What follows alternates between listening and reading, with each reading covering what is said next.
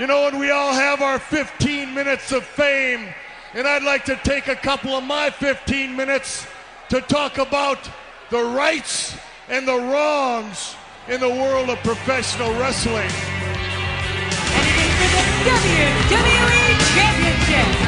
This match is for the ECW World Heavyweight Championship. 7 and 4, the World Heavyweight Championship. The match and new NWA Heavyweight Champion of the world. We appreciate you guys coming out and taking your time to support women's wrestling in America.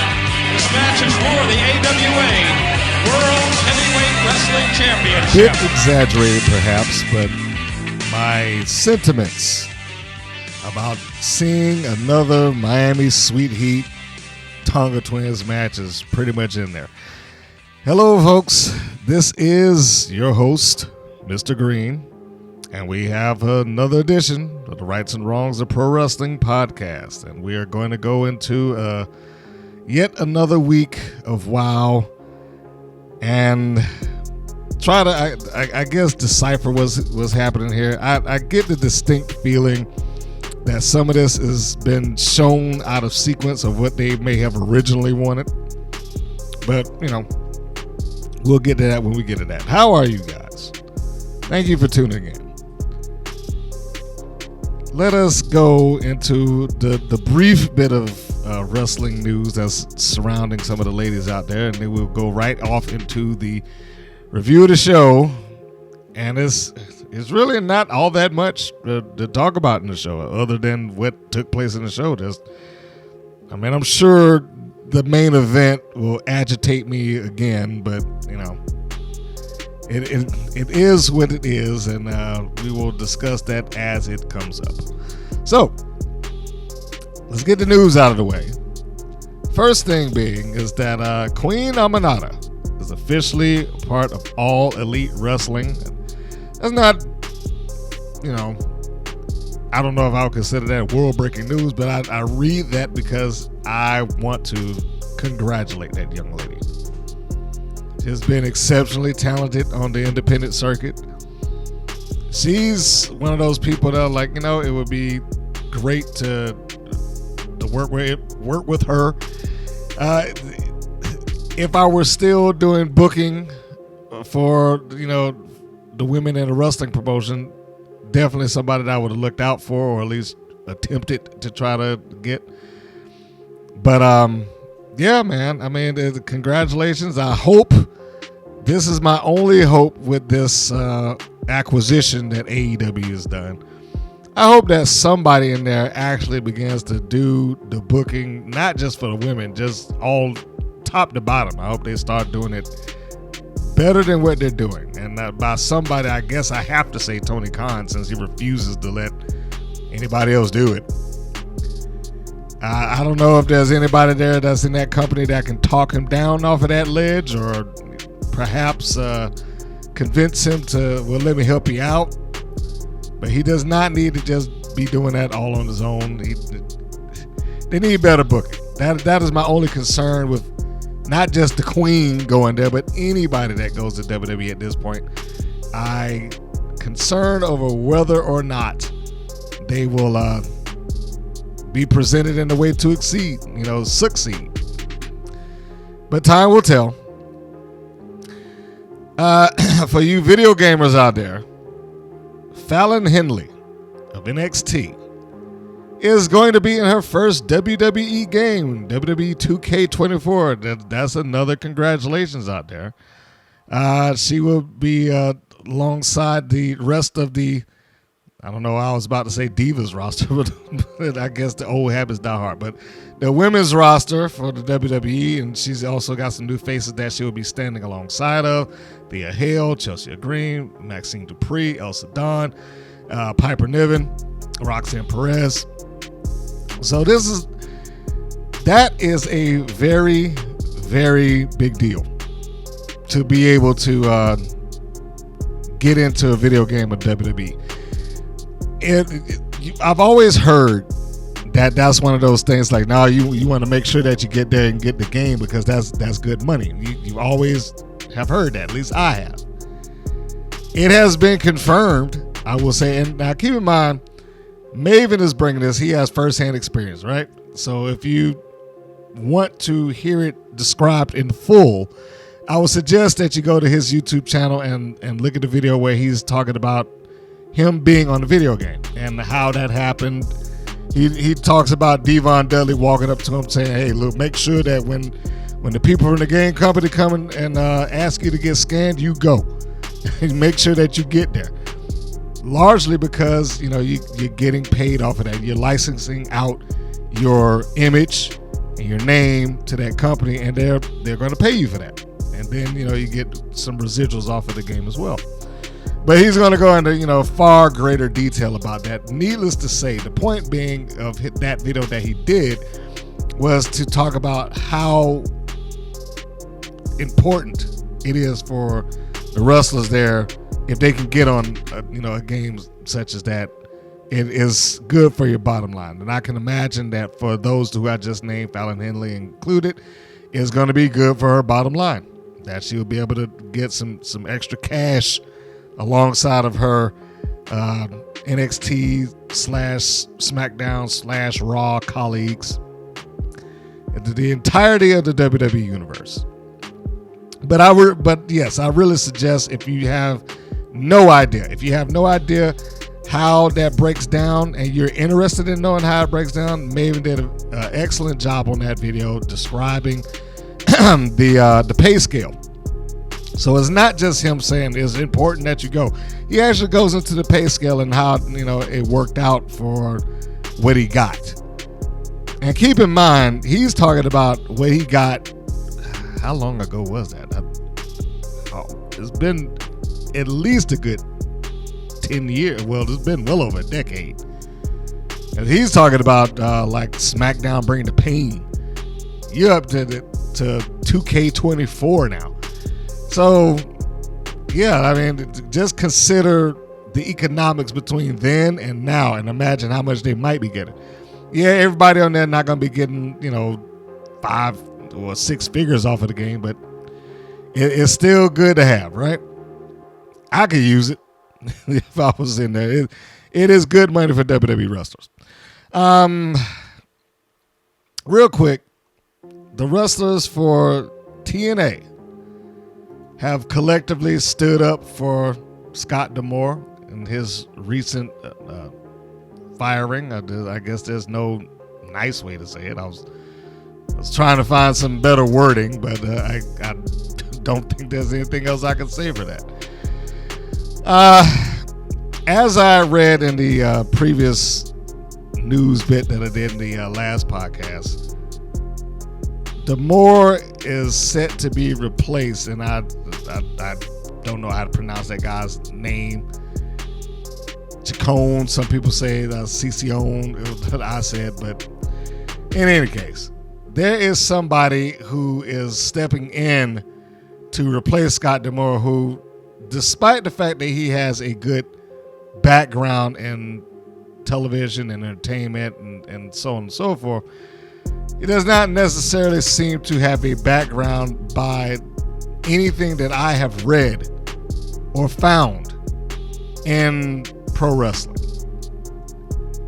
That is a little bit disappointing. To have somebody that's coming, especially now. D'Amore has done such a good job in reestablishing some of the goodwill of TNA wrestling, and it's not going to happen overnight. And I know that he, being D'Amore, was probably looking to try to do whatever he could to help further that company rather than it just being a content provider for Access TV. I mean, let's not discount what Access TV has done for Impact/TNA wrestling. They have kept them alive. If there's one thing that TNA wrestling has known how to do, is how to stay alive. They have survived one thing after the next over its existence. So I don't want to discount nor take away from what this network has done for them. However, to to the point of where people outside of this podcast, I mean, some of the people on the roster and other podcasters have kind of suggested that based on D'Amore's attempt to purchase the company, that he's trying to see the company go through some growth. And that's not a bad goal to have. Particularly, again, you want to increase your budget. You want to increase your presence on television. You probably want to increase your stamp globally. You want to be able to get better talent because there's no way at this point that they can compete financially against a AEW or WWE in terms of getting people in there. I don't necessarily agree with them going out of their way to try to, get Braun Strowman. I don't know if that's the hill that I would have wanted to die on, but in any case, that's an example of it. I know when they did their last Bound for Glory, which was in Chicago, and this was around the time that Punk was assumably free, they wanted to try to get him in there, as they should have, because if they did, it would have done huge business for them. It just out of curiosity, people would have gone in and like, oh man, I got to see that. So I can understand what he was trying to do. Unfortunately, Access and Anthem, the parent company, did not feel that way. So, we have that. But getting back to the point, the roster wrote a letter, which you can find, and they basically expressed in a very nice way their concern about having a non-wrestling person in that spot. They feel as if having someone who is connected to the wrestling business would be better for them. And I agree. I absolutely agree. It would be better for them if they have somebody who is in wrestling to make those decisions about wrestling. So I would suggest, if you have not had the opportunity and you are interested, much like I say with Maven, you can go find that particular link for the letter that they wrote to Anthem, essentially asking, hey, basically get this guy his job back. It said no one else can fill his shoes right now. Give him his job back. Now of course I'm condensing the message. That is not what he said in there. I don't want to paint the picture like they just got on and started begging or whatever the case may be. But yes, that is overall what they were asking for. Camille, the former NWA Women's World Champion, is still one of the free agents out there on the circuit and is not assuming that this decision is totally up to her. She has not made a decision on where she's going to go as of yet. She has stated in a video that she's posted that she has had interest from the WWE, AEW, and TNA. It is a Q&A video. However, I'm just going to go ahead and give you the spoiler now. If you think that in that video that she's going to tell you where she's going, no. She has not gotten into where she's going yet. The video cuts off just when she goes to tell you what she's going to do. So you can watch it if you just want to get all the other information. But if you're trying to find out where she's going to go, where she's going to land, we still do not know. She's not given any information. I'm sure she'll be a great asset wherever she winds up. Oddly enough, I got to see Camille before she just shortened the name out to Camille. When she hit the scene, I think she was Camille Cage, if I remember.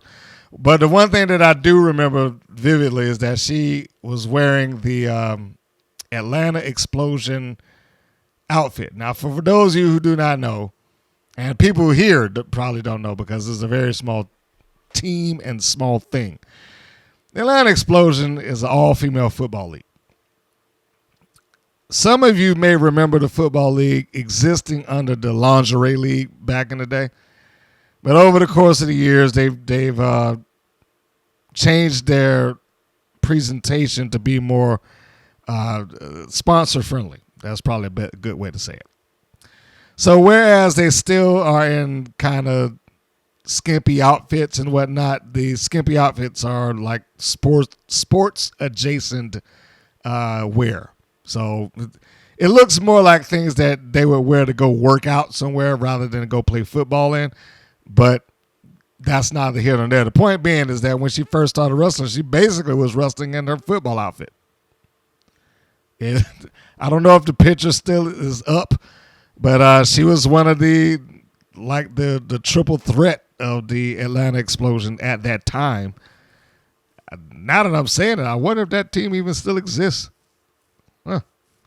I may have to look that up, but I'll do that after the show. That's just the random thought that hit me there.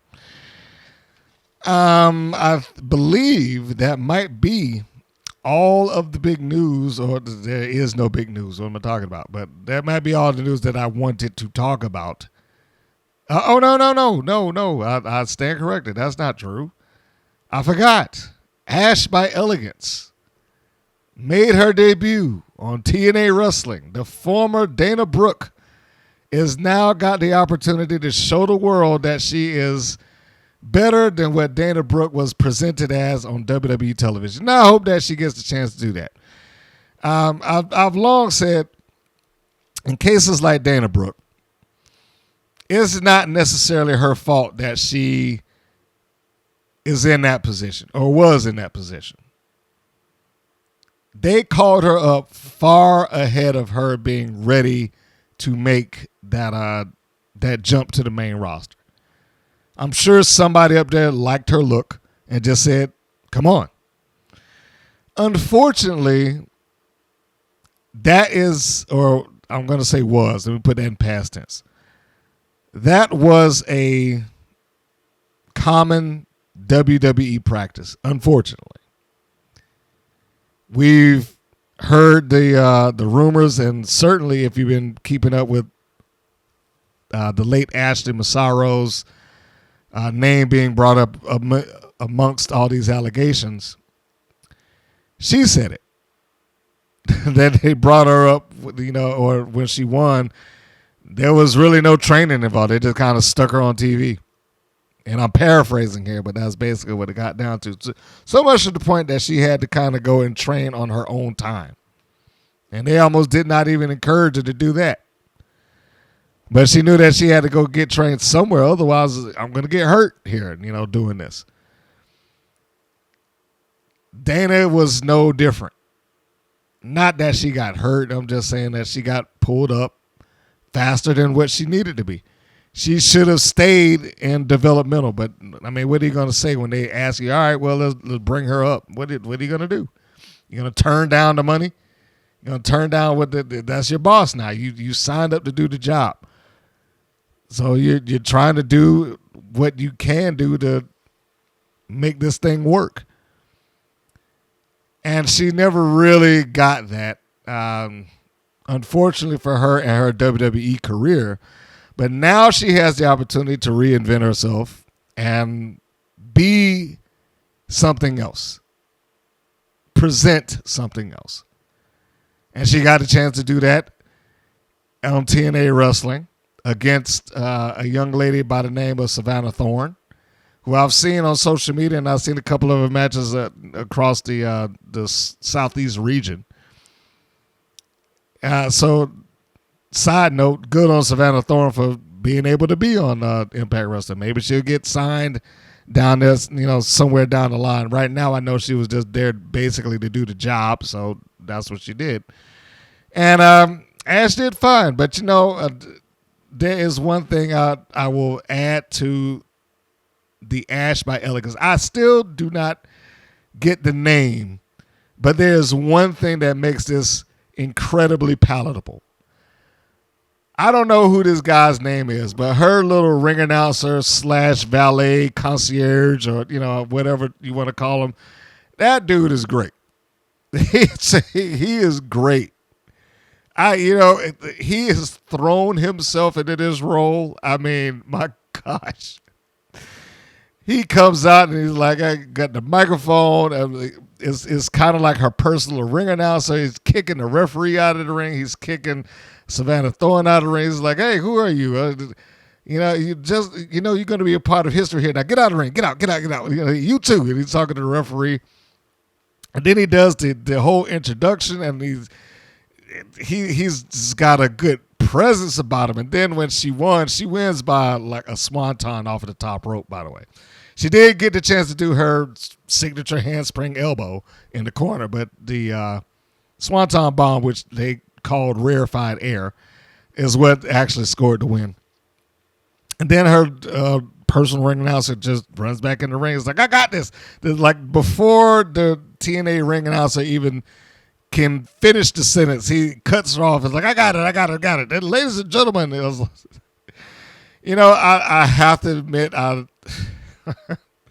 as over the top as he is, I have enjoyed the little bit of him that I've seen. I hope that this package that they have continues on.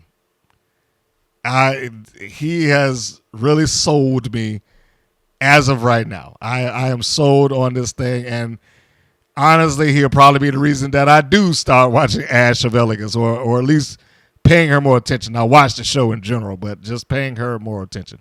And I also almost glazed over the Ring of Honor Women's TV title tournament. Now, bear in mind, I do not agree that they need a secondary championship in Ring of Honor's women's division, but, it's Tony Khan and he loves his titles. So they are down to, what is this? This is second round, I believe. And the first round results were this. Billy Stark went over on Robin Renegade. Abaddon defeated Viva Van. Red Velvet defeated Sandra Moon. And Taya Valkyrie defeated Sussy Love. So what we have now, the pair-offs will be Diamante taking on Billy Starks. Oh, I'm sorry. Scratch that. Let me start that back over again. So we are out of first round. Second round, Mercedes Martinez, one of my favorites, will be taking on Abaddon. I'm sure that should be interesting. I would go with Mercedes in that. There's no reason Abaddon should go over. Legit Layla Hirsch taking on Red Velvet. I like Velvet, but I also like Layla Hirsch, and I think that she should go over. Queen Amanita over on Taya Valkyrie is the way I would go if I'm trying to establish her, since she just signed. Valkyrie can survive the loss depending on how the loss is presented. And Diamante taking on Billy Starks. I'm going to say Diamante. Probably Diamante and Martinez, two friends, square off if they're going to try to get some kind of story out of it.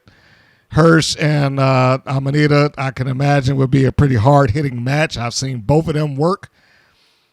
I am not going to watch any of this because, again, Ring of Honor is not free television anymore, and I have no intentions of paying in for another service just so I can watch Ring of Honor TV.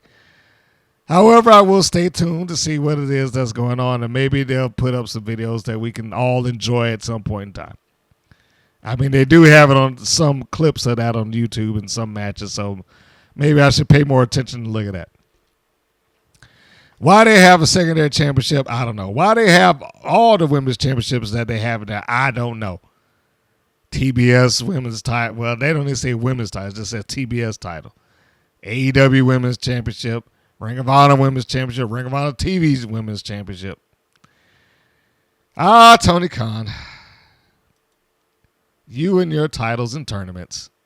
That might be the name of his next pay-per-view. Titles and tournaments. So anyhow, before we go into the full-on review of the show, there's one other thing that I think needs to be brought up.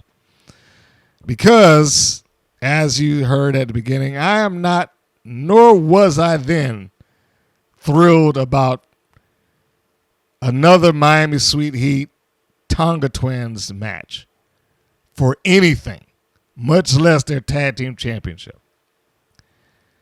That match has pretty much floated around and existed the entirety of last season, 2023.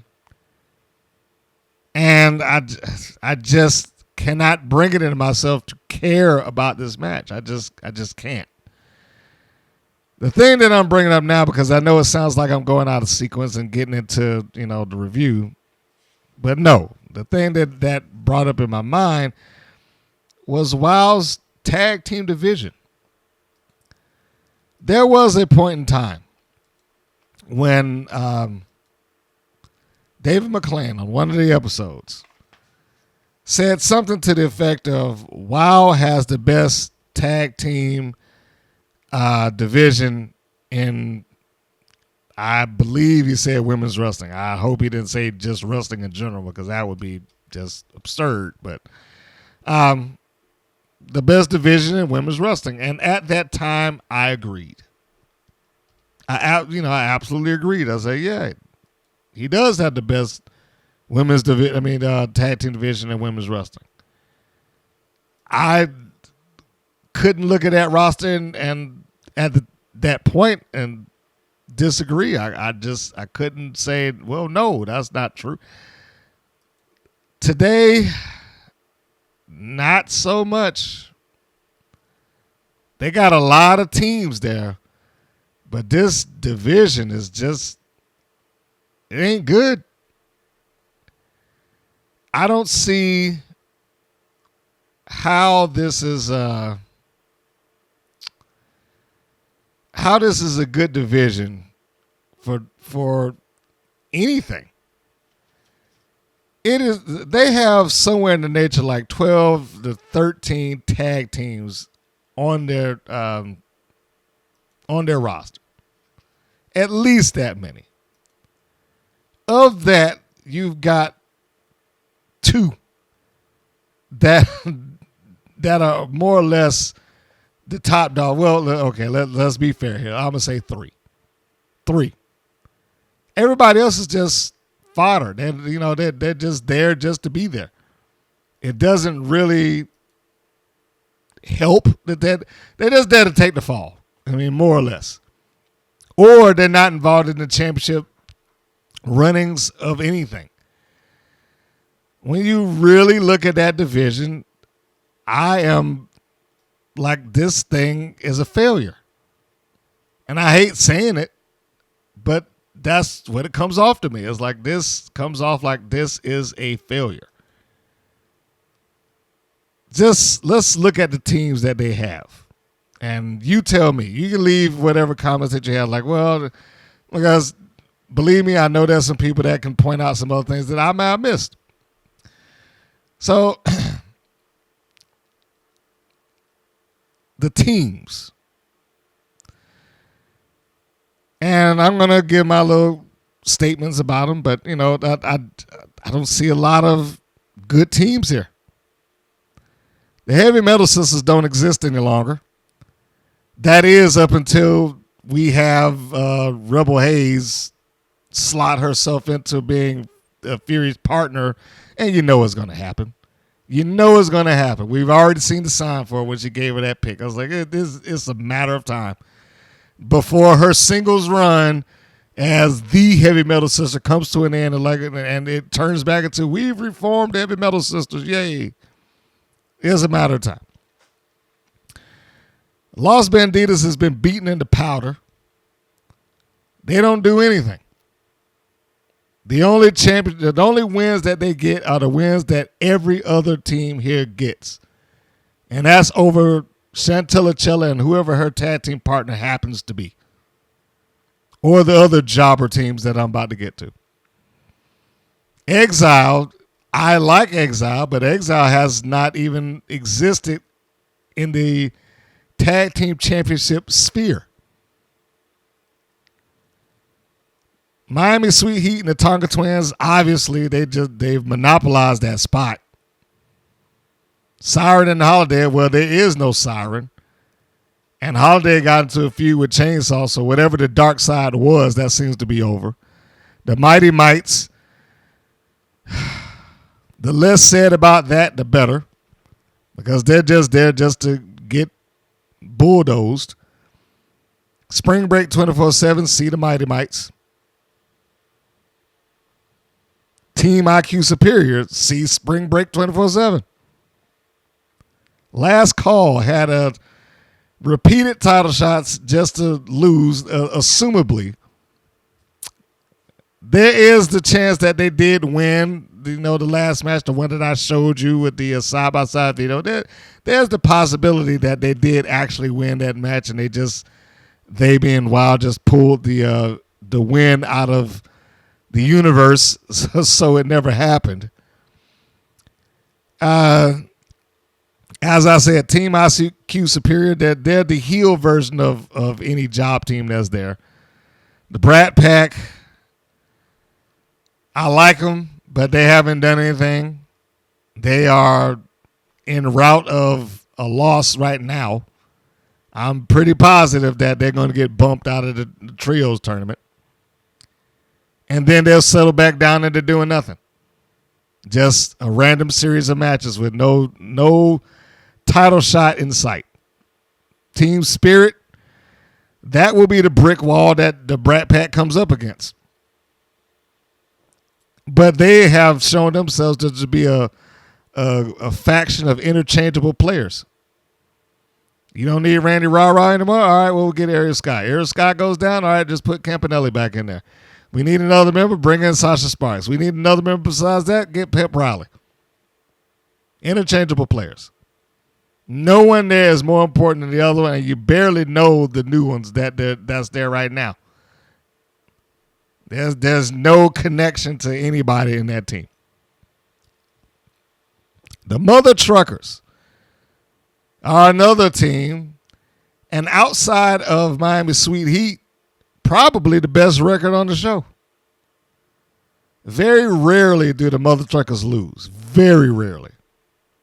I mean, they just beat Miami Sweet Heat. You got beat up for it, but they just beat them. Right? So, I mean, I don't know if they're ever going to attempt to go after the tag team championships. In fact, them going after the tag team championships would have made more sense than anything. Grits and Glam, which I don't even know if they have any aspirations on being a tag team champion within the kayfabe universe of WoW. And they're stuck in this feud with the new All-American girls. And the new All-American girls got out to a roaring start when they got beaten in their first match. So I don't know. I don't know. I mean, WoW has spent the better portion of a year with the tag teams. And in a year's time, not one of those teams outside of the three that I just mentioned, the Tonga Twins, Miami Sweet Heat, the Mother Truckers, outside of those three, no one's set to be able to take this spot at all. Not one. I mean, that's somewhat disappointing. Now, and I forgot to mention the Bully Busters because they don't really exist anymore. And then you had the Millennials with Steffi Slays and Jennifer Flores, who's gotten out of there. I think she's already departed from WoW. All of that to say is that they have a lot of teams, and I'm not going to sit and say that there's no talent on the teams. Of course, there's talent. There's a lot of talent. Did I mention Los Bandidas? I don't remember. Los Bandidas, I got to say them too. Talented. But they lose constantly. So we know they're not going to be, and they got beat up by the Tonga Twins a couple of times. So we know they're not in the run for any titles, and neither is anybody else. It's just one team after another that serves really no purpose other than to get beat by the next.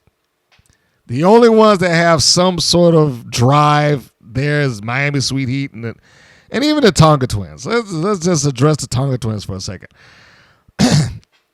The most that they had as far as some sort of personality was when they were chasing for the titles. They chased for it for a year, practically. And then they got them. Beyond that point, it didn't feel like they were doing anything else. They were just kind of there. They defended the championships, But there was no angle. There was no feud. There was nothing to build them up to. When they got the sit-down interview after the championship win, they talked for 30 seconds.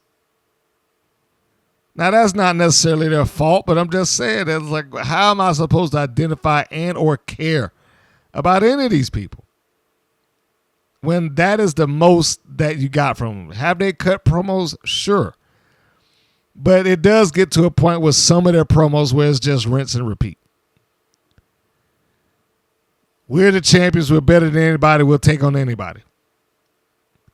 That's the basic gist. You change who it is that they're taking on that particular week, and then you've got the gist of the promo right there.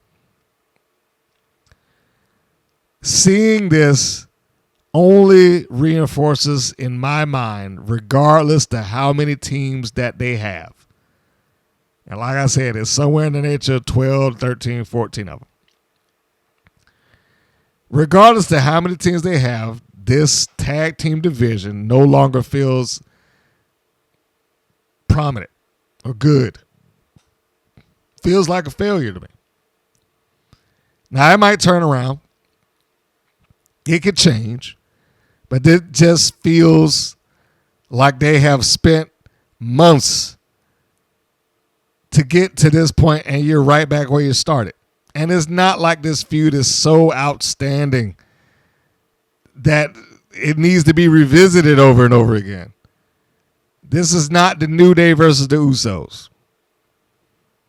This isn't the Nasty Boys and Public Enemy. It's not Harlem Heat versus the Steiner Brothers. It's not the Hart Foundation versus the Bulldogs, the Rock and Roll versus the Midnight, or any other tag team rivalry that you can think of. It's none of those things. Could it be? Maybe. But WoW doesn't allow people apparently to get personal. And even when they do cut these promos, sometimes it comes off like they're not being overly serious. But I guess we'll get to that as it goes on. The point of this particular editorial, if you will, is to say that they should utilize some of those teams and talents a little differently, in my view, just to kind of change it up some. I understand why small promotions, say like when Ring of Honor first started out, or places like that, or some indies, I can understand why there was not a lot of repeat business in the championship runs at that point, because they were trying to get people established. They were trying to get the titles established. And despite the fact that WoW has been around for 20 years, you still have to subtract like 13 and a half of them for their hiatus. That's the first thing. And then you have to subtract maybe another 2 or 3 for the individual hiatuses that they had after that. That's the second thing. So even though they've had a lot of years, technically speaking, underneath them, there's also a lot of reboots that WoW has gone through. And those reboots do not help establish any championship or person or just the title in and of itself. It can't. So I don't know if I agree with we got to get this right back on this, this team so they can carry it over again. It needed to be somebody else. It needed to be another team than that. Those championships are not valuable. They're not something that people are clamoring to see the title match of. According to the ratings that I did, the ones that I read off of WrestleNomics, those championship matches, maybe with the exception of one, always seems to be like it stalls out the viewership or its ratings poison. When I get the next batch of ratings, time will tell.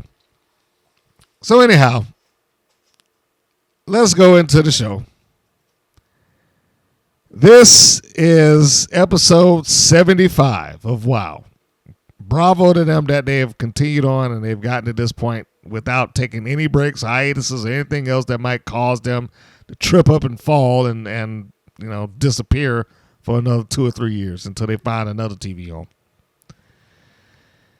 The air date for this is February 18th. The seasonal number will be 223. The title of the show, Put Me In, Coach.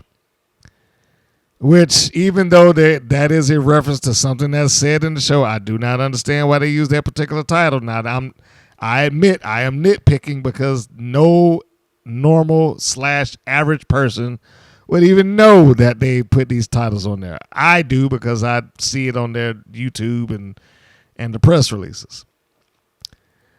But the Put Me In, Coach thing, I mean, that lasted for all of, 2-3 minutes? It wasn't a major sticking point of the show is what I'm saying. So the show starts out. We begin with a promo from Team Spirit, all 4 members, one of which is coming out there not in her wrestling gear, but her civilian clothes. And she has a neck brace on, and it is Ariel Sky. And they come out to make the announcement.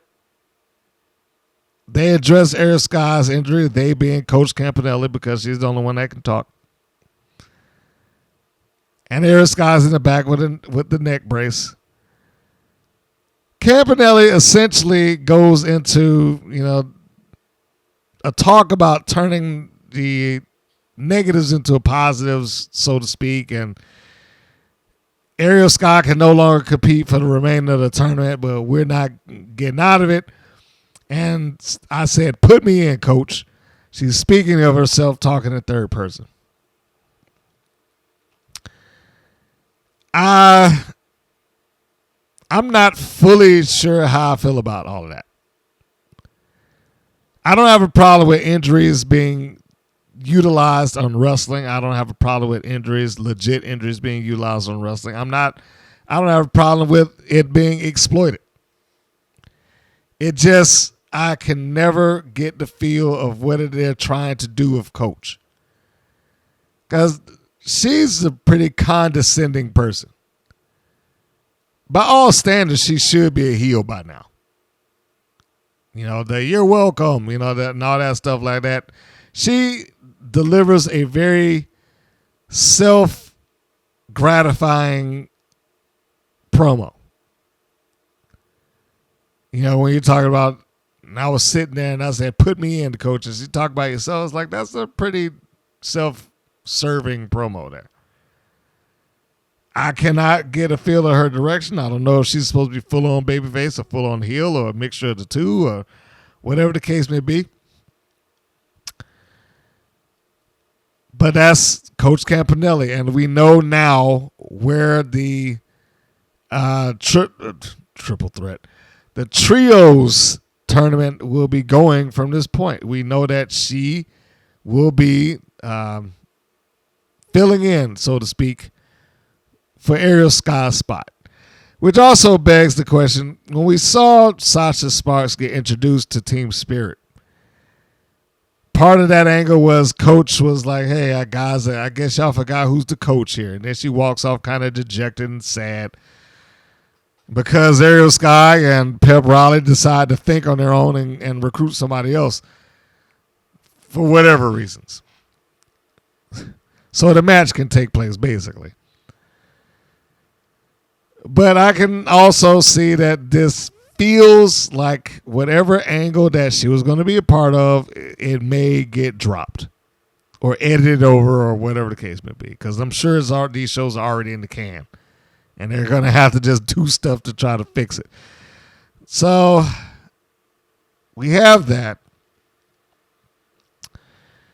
And we can now address where Team Spirit is going to go. They're going to have their rematch, and they're going to go up against the Brat Pack again, this time with the substitution of another member. Team Spirit has had a different rotation of persons in this tournament every match that they've had. Every match they've had, there's been a different collection of people that represents Team Spirit. Did you know that? Now, in the case of what they're doing right now, I can see that because she's injured, and rather than to quit, somebody needs to step up. So I don't have a problem with that.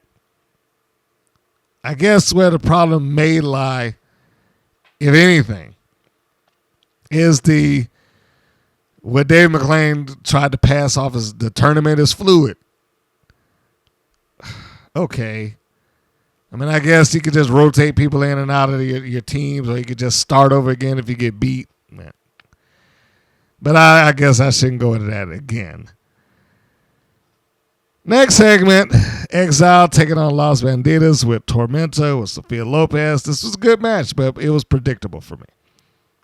As much as I enjoyed the match, I enjoyed seeing the Bandidas and Exile take on each other. This is basically a heel versus heel match, which, although surprising for Wild Television, also makes sense because this was in a tournament setting. So I didn't really have any issues with that whatsoever. It ended with, well, before I say it ended, Los Bandidas had a pretty nice spot where they kind of stacked all the members of Exile in the corner, and then Tormenta, she like did a DVD on one of them right into the pile in the corner. That's a Death Valley Driver for those who don't remember what that is. And it was a nice little exchange, nice little spot there.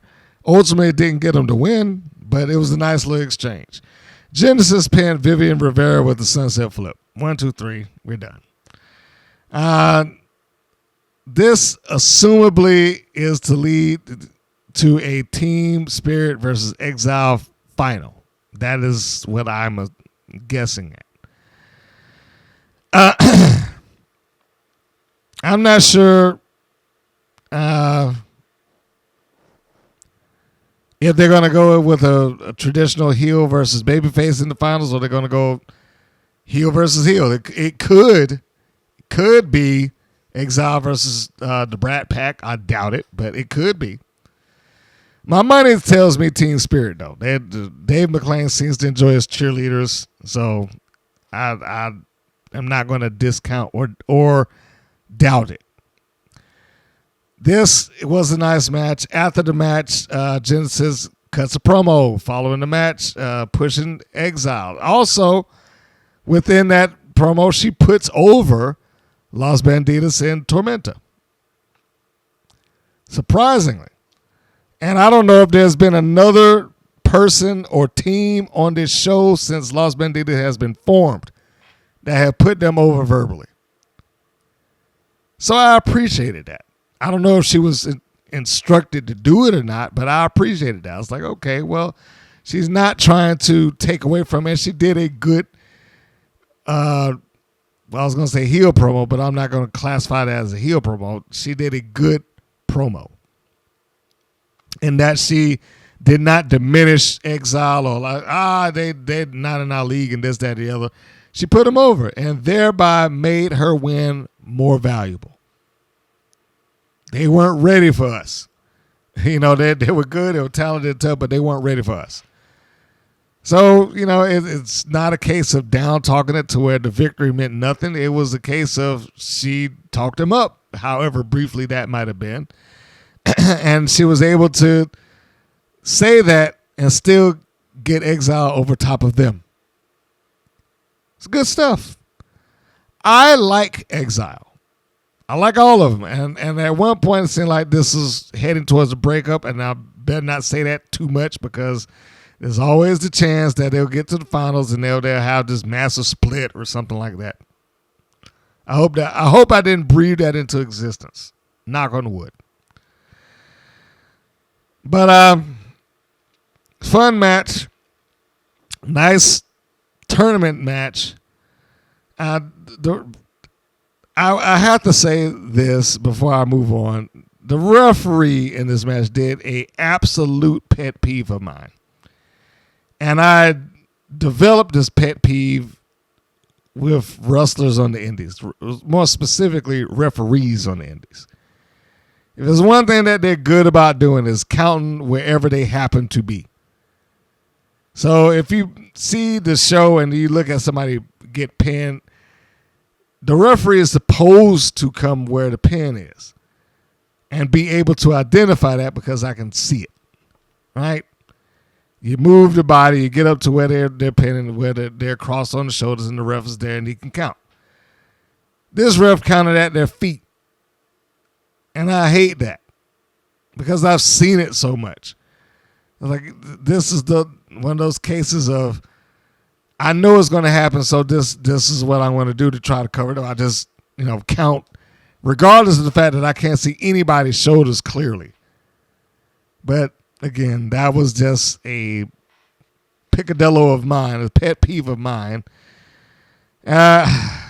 And we'll leave that at that, and we'll move on to the next thing. The next thing is the recap of the Leader of the Pack match, which they showed the win from G.I. Jane, and then it goes over to G.I. Jane herself, and she cuts a promo in the back. Now, it's not a great promo, but I have to give her this credit. She talks with conviction. G.I. Jane speaks with conviction.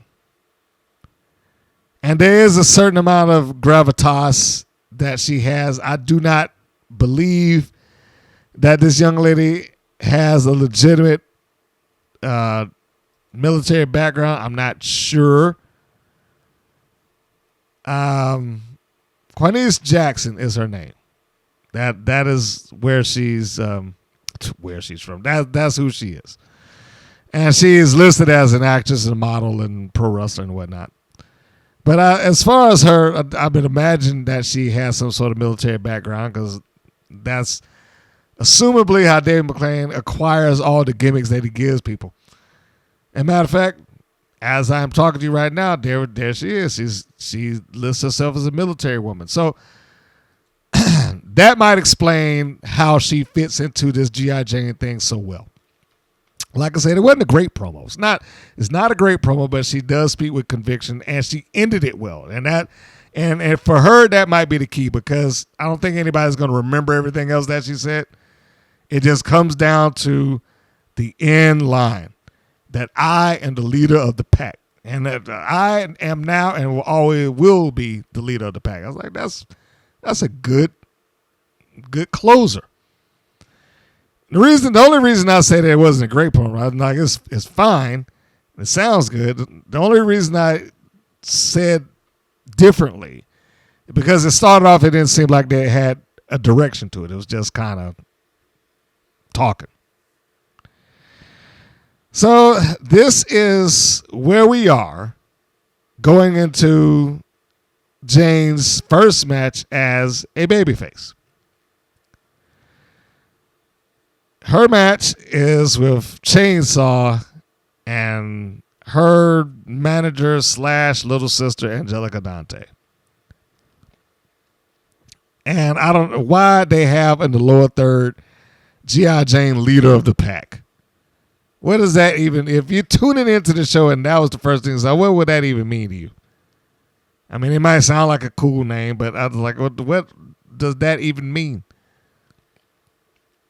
So, and I always say it because she's got no pack to lead. So, like, what's this leader of the pack thing? It was worthless. This was a methodic match. I have brought up before the fact that Chainsaw is green and not as smooth as her contemporaries works in her favor. I have said the same thing about G.I. Jane. The fact that she is not polished and smooth works in her favor. The roughness works for her. And it works for Chainsaw.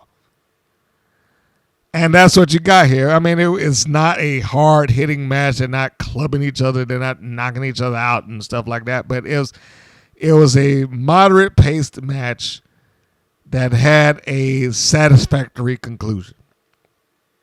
Or at least you would imagine so. The match ends with G.I. Jane's, I guess, new finish. This is probably like the third or fourth one that she's had.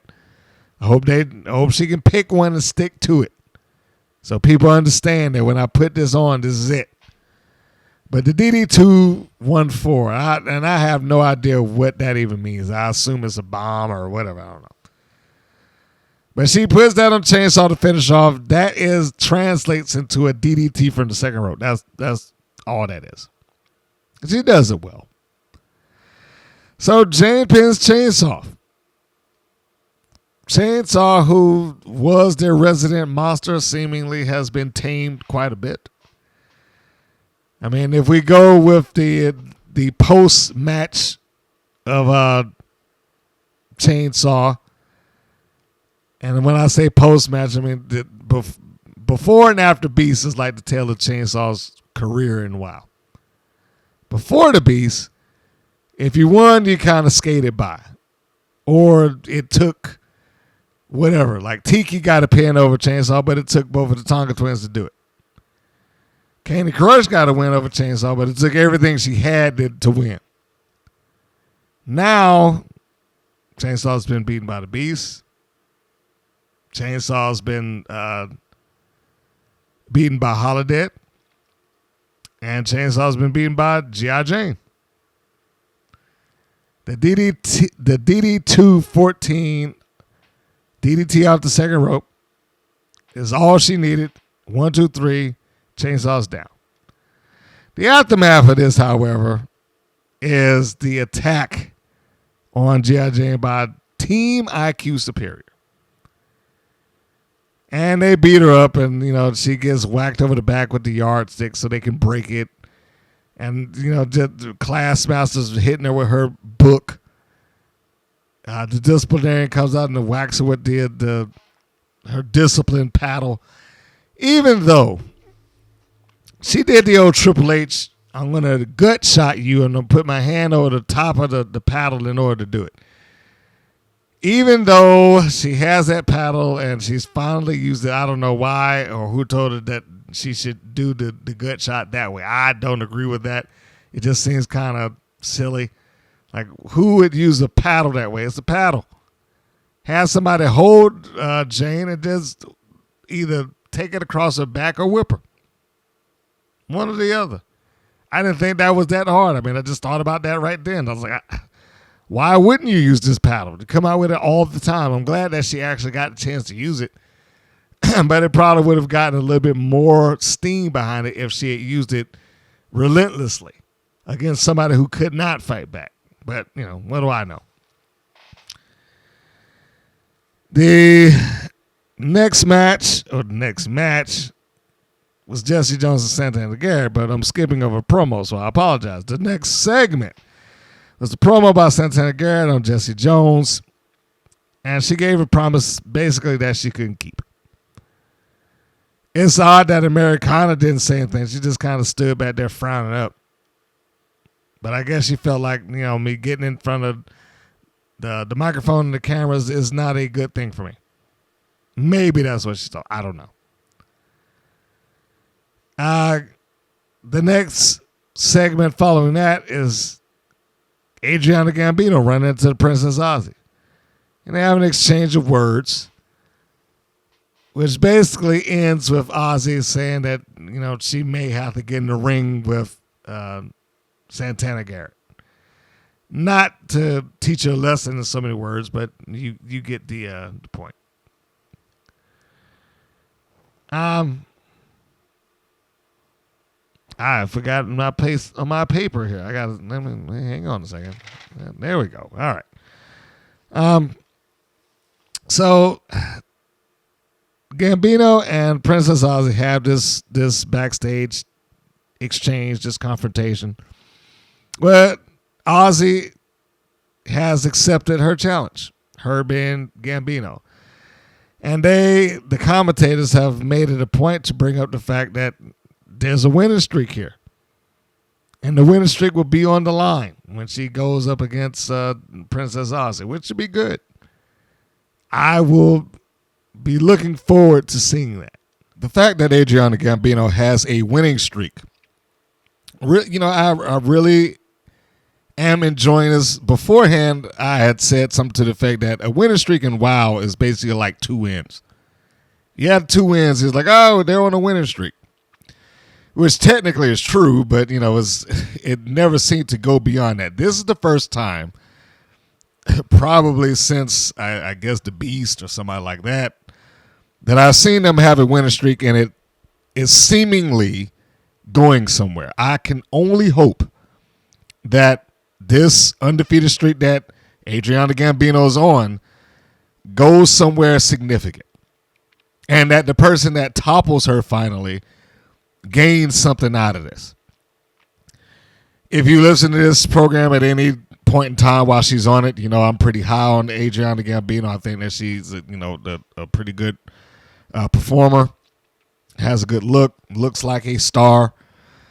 Same thing I would say with Princess Aussie. Actually, despite the fact that I've given her a lot of flack and a hard time, essentially, I do not dislike Princess Aussie, and actually quite the opposite. I do like her.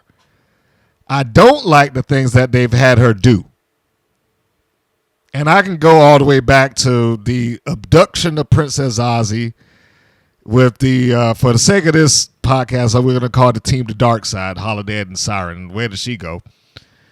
But yeah, we can go all the way back to the abduction of Princess Aussie. We can go back to the angle with the sticks that were given to her, which is basically the same thing that Candy Crush did with their gloves. I mean, it was just a retread of the same thing. But if you want to skip that, then you come to her winning a qualifying match that she never got the opportunity to exist in for, what was that, episode 25. I remember that because that is the single worst episode of WoW I've ever seen. But yeah, she qualified for a match that she never got the chance to participate in for reasons. And then they made up some wild card nonsense in that too. And speaking of the wild card, then you move back up to when she wins the championship, which was essentially her taking a rematch that should have been Candy Crush's. I mean, now they didn't go into that, but that would have been the nominal storyline I would have gone with, because it was her getting into the main event scene was basically as a result of Candy Crush failing to win the championship. And then she comes out to help her, and then she kind of gets the heat from that point. But then, she didn't get that. She had a moment, she won. Then she didn't get the confetti and all the stuff that, became the gripe. And now she, then she went into, I'm going to defend against everybody, and I got an idea, it's a match, and I don't know what it is or how it's going to work, and which only served to make her look ridiculous. And then she gets rewarded for coming up with that match by having to go in number 1. So, it's not her, it's how she's been used with me. Hopefully that will change. I doubt it, because they still got to go through the whole Candy Crush thing. If they ever get back around to it, by the time they do, will I care? So it's a lot of that going on. But anyway, to end talking about that segment, I look forward to seeing that match. Between the two of them, they should put on a pretty good one. For my money, unless something else pops up of greater significance, it likely will not be the main event, but it should be the main event. We'll say that. She did say next week, but time will tell, because I never know with the continuity holes that WoW exists in. And I don't know why that just and this is just one little random thing, and I'll move on out of it. What is that little rack of shirts in the background on this segment for? They've had this, I call it a boiler room, but it's probably just the top of some steps or leading to a basement. I don't know. But what is that little rack of clothes there for? Why, of all the places in that building, would these same 5 or 6 shirts exist? And who's wearing this, and why are they leaving it here? I understand that whoever's doing set design for WoW probably has marching orders to make sure that some WoW merchandise or poster or logo exists in the shot no matter what. But those shirts, they're just, why? I just don't understand. It seems like just such an odd thing to do. You can't find anything else. It's for that reason alone that I keep saying they should just have a wild backdrop, which I know that they've had at one point, and have that for, segments such as this with an interviewer available, rather than the random running into, and we'll just make up our own match without any aid from David or whoever the matchmaker happens to be. Speaking of David McLane, I do want to roll back around to the first segment for a moment because I don't think that I mentioned it at the time. One of the things that Dave McLane is somewhat notorious for is talking through segments. And I've said that with the backstage segments particularly, he should not do that. And he has lightened up since then. Make of that what you will. But he seems to have lightened up since then. It's not as glaring as it was in previous times.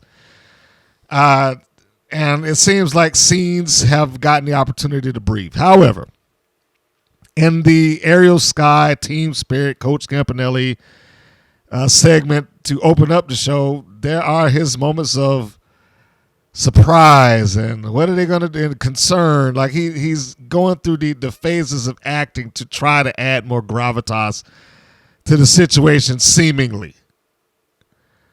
I didn't enjoy that. I mean, the scene is, I don't want to be mean, but it was kind of like hanging by a thread in terms of tone anyway.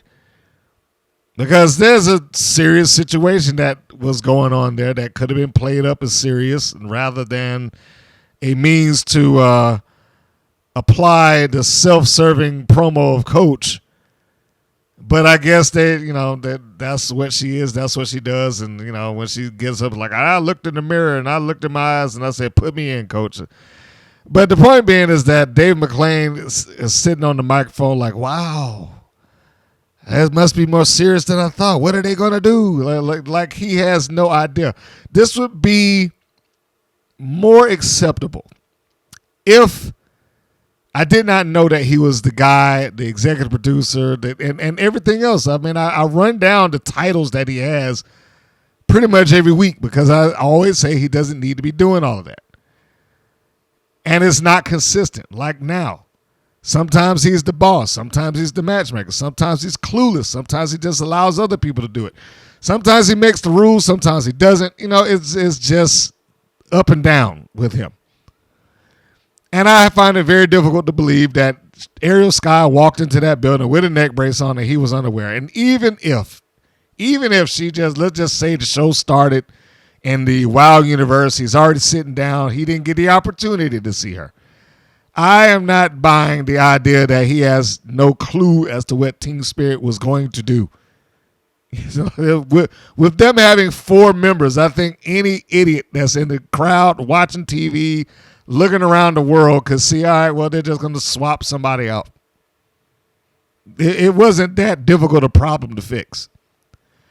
The story there was Aerial Sky. She probably should have spoken rather than just the entirety of it be Coach. Coach talking was fine, but Coach talking turned it into a Coach promo rather than an Aerial Sky update. And the other side of that, and then I'll move on, that talking through the interview isn't always a bad thing, but it was a bad thing coming out of David McLane. It would have been an easier thing to digest and accept had it been Nigel Zane. Nigel Zane, even if he's backstage pulling strings, let's just say, which he might be, he probably is, I'm sure working there he has some pull. But he's not identified as that. He's not identified as the executive producer. He's not identified as the guy that is buddied up with Jeannie Buss. He's not identified as the creator of the show and the person that makes the matches and the lead interviewer and this and that and the other. He's not viewed that way. So him being surprised, wow, Aerial Sky's really hurt David. Him doing that wouldn't come off as obnoxious isn't the right word. It wouldn't come off like he is just saying it or acting it. Unless he just performed it badly. And by all accounts, he's been great on the microphone. So I can't imagine that he would just suddenly turn around and not sound good, when he's delivering his lines. Not that there are lines written down, but you get what I'm saying. So, yeah, I think that the segment would have been fine. I know I'm out of sequence even going back to talk about that, but I just forgot to bring it up. The segment would have been fine. I just think it should have been adjusted a little bit. So back to where we were. The next thing, following Gambino running into Princess Aussie at the Wild Boiler Room, was, in my opinion, the match of the show. Jessie Jones with her partner, Amber O'Neal, taking on Santana Garrett, and Americana with a sling coming out the ringside with her.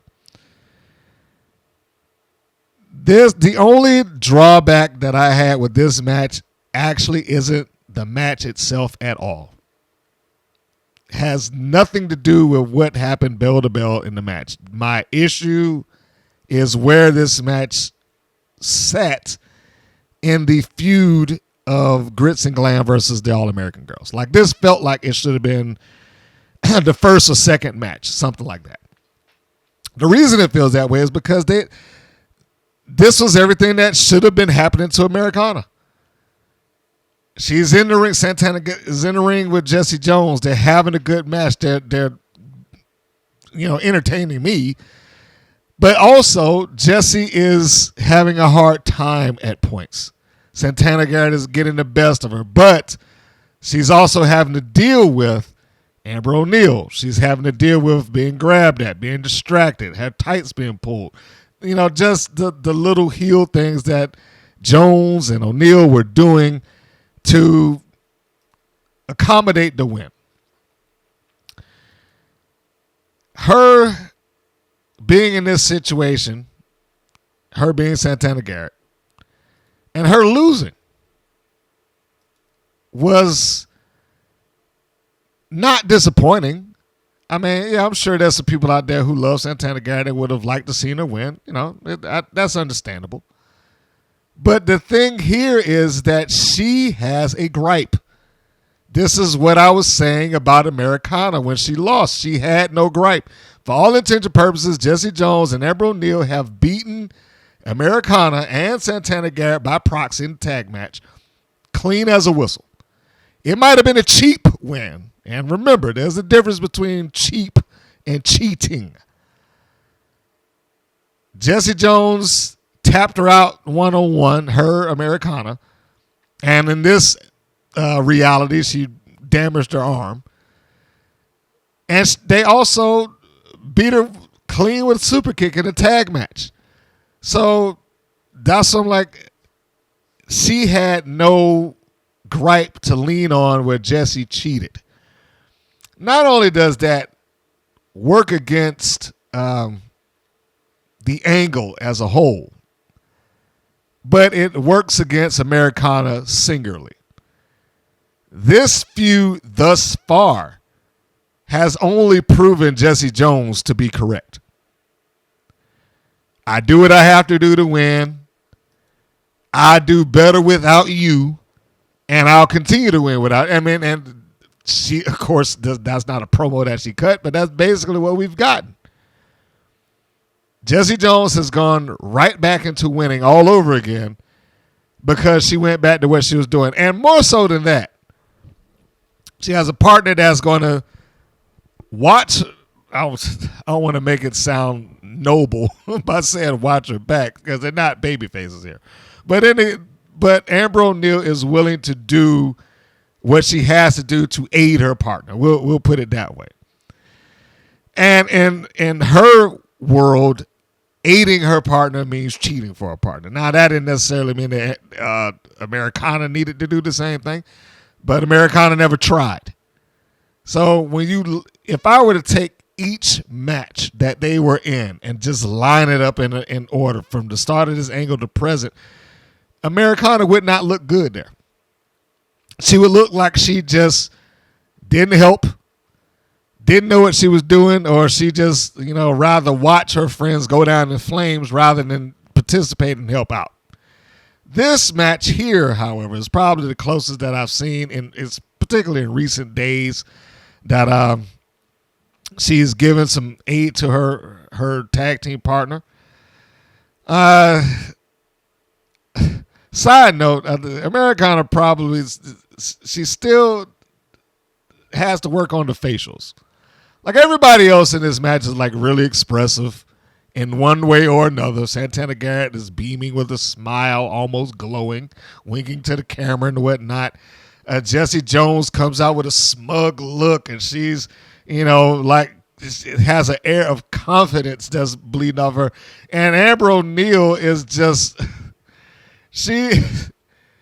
sinister is, but she does walk above other people. Like, even when she's addressing the referee, she's like, okay, like, I got no time for you. Everybody else there is giving something. There's emotion, there's body language, there's facial expressions, there's all of that stuff. Americana isn't quite there yet. Not quite. She did get, better. There was a point in the match where Americana had to yell at the referee, basically. So she did get to, show a little bit of fire, but it still takes some work. That's probably the best way to go about that. It still takes some work. But I was happy to see that she did something. That she got up on the apron and she was yelling at the referee. Look over there, look. That was if you take that little 5 seconds that she was up on the apron yelling at the referee, that was probably the most expressive that I've seen her, period. She needs more of that. She needs to be more expressive. I know that she's probably not an actress by trade and maybe not, a wrestler day to day and whatnot. But those are the things that she's got to start working on. She's got to get expressive. People need to know what she's feeling and understand how she feels through what she is portraying facially, how she's feeling body-wise, et cetera, et cetera. But how this match was probably, I would say maybe 5 minutes long. But it's a nice 5 minutes.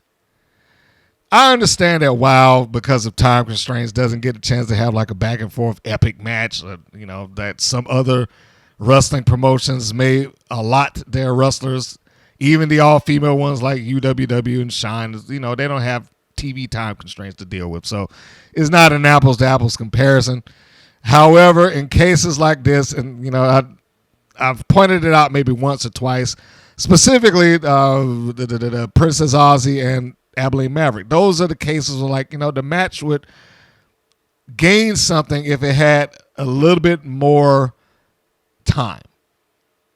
Sometimes this is just kind of cut short. Not cut short. It doesn't have the chance for them to be able to tell the story as in depth. That's the good way to put it. It's not as told as in depth as it might have been if they had more time behind them to do it. So in any case, this match pretty much ends with distraction. As I stated before, it gives Santana Garrett a great excuse on why she lost. There's a point in the match where she did something that I pointed out with somebody else a few weeks ago. I think it was Goldie Collins when she was trying to counter suplex, and it looked like a lazy counter. Santana Garrett did the counter. And Jessie Jones is trying to get up for the suplex, and Santana Garrett puts her leg in between it and hooks the leg of her opponent to prevent herself from going up, which is what you expect. It's like, okay, so she's putting her all into, yeah, we know it's a work, but she's making it look legitimate as she can, at least in this funny, wild wrestling universe that we all live in. But as that happens, that's going towards the end of the match, Amber O'Neal, the good partner that she is, gets up on the apron and she starts distracting the referee. Meanwhile, Santana Garrett had Jessie Jones down in a small package. So she had the excuse right there. And I love that they gave her an excuse. She had something to be able to go back like, I should have won or I could have won. Give me another shot. There's a reason for Santana Garrett to want another shot because she was cheated out of it. And Santana Garrett, of course, she approaches Amber O'Neal or, tells the referee, like, hey, what the deal? I had her pinned. There was a little bit of a missed time there. She had her back turned towards Jessie Jones. Amber O'Neal's up on the apron. Santana Garrett is yelling at the referee, and then she's like, she moves out of the way, but she goes too soon. I can only assume here that what should have happened, and only they will know, only they will be able to, verify this. But what I assume what was supposed to happen is that if the timing was right, Santana Garrett would have gotten out of the way, Jessie Jones would have ran and clobbered Amber O'Neal off of the apron, and then they would have moved on from there. But as it was here, Santana Garrett got out of the way too soon. Jessie Jones charged in, and rightfully so, stopped. And then pivoted and went towards Santana Garrett. She did not allow that faux pas to make her look bad. But that's veteran thought. I'm almost positive that was just an adjustment that they had right then, right there, and she made it work. I would be very surprised if it was anything less than that. So you got that little moments, and we got a kip up. I think the size of the ring, having Jessie Jones a little bit too close might have interfered with the kip up that Santana Garrett tried to do. Needless to say, she got up on her feet. She gives a big forearm to Jessie Jones. She flops back. And now we got this Santana Garrett, special where she does the handstand into the rear elbow. And this is where we get to our finish. Suplex by Santana Garrett goes for the pin, and Jessie Jones is able to get out of it. This all comes down to a submission hold. I forget what Austin Aries used to call that, but it was basically a move that he did. The name of what he had, it escapes me right now, but it's basically like a float over reverse bridge, hooking Jones by her chin and cranking back as hard as Santana Garrett can do it. Garrett has her in that. Of course, there's another distraction. She's waving it off. She gets raked in the eyes. Amber O'Neal is on the outside. I believe that's the point where she starts walking around towards Americana. I don't know why I lost Americana's name there for a second. But Santana, even though her eyes are raked, she still gets back up. She takes in control. She tries to go for the head scissors off the top. And she is able to get shoved, but still counter through a roll, super kick Jessie Jones, put her down. That would have been the point that she would have gotten the win, right? Big old super kick. And they haven't prostituted the super kick in a while, so it probably would have worked as a finish, even though her finish is like the handstand moonsault thing. But Amber O'Neal is over there beating up on the Santana Garrett's partner, which draws the attention of Garrett. Goes over there like, hey, what are you doing? Tries to get Amber O'Neal off of her. Jessie Jones comes behind her. She gets a big roll-up. And she does a fantastic roll-up. I mean, she's got Garrett's feet touching the mat like her toes. And she's folded completely in half. And at the same time, and unfortunately the camera didn't really catch it, she's pulling the tights. I mean, it was great. This was everything the match needed to be. This was everything that match needed to be.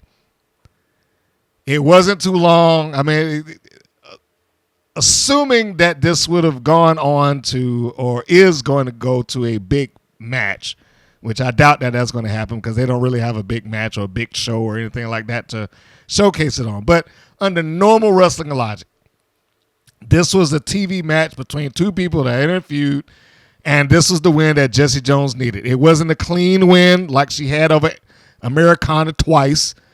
This was a tainted win, but the heel gets to leave and she gets to parade herself around and I won. I did it all by myself, even though she didn't.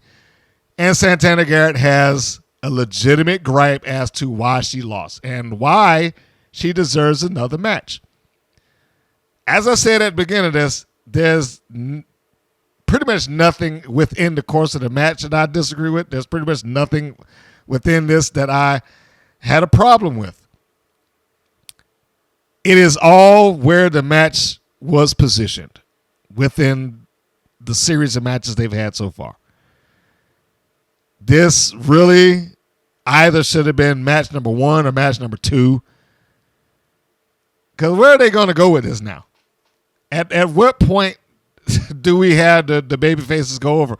Jessie Jones has 1-1. This is like 3-0 as far as this series is concerned. Even though they're not calling it the series.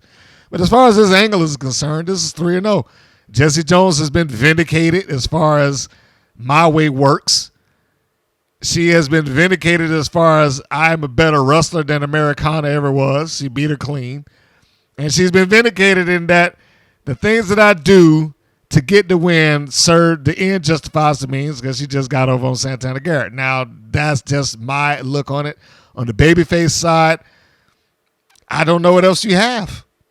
They've pretty much been beaten relentlessly.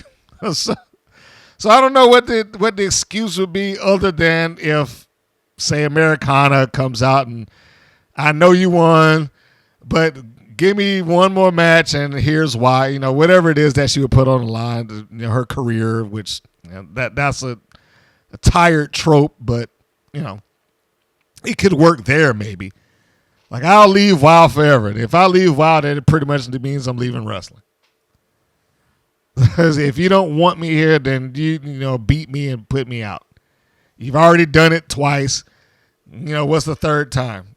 Give me that chance.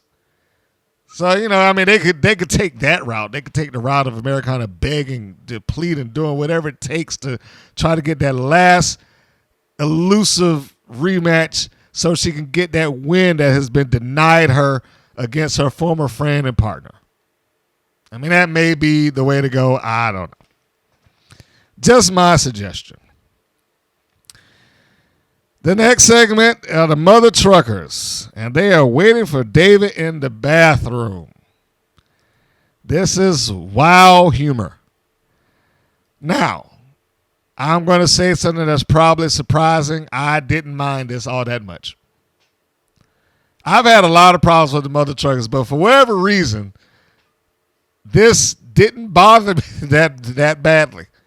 Like, it seemed to fit who these two are within the course of this show. Now, I don't know what what kind of reality they live in to where they would just be able to walk into the men's bathroom with a camera crew as David McLane is clearly taking a dump.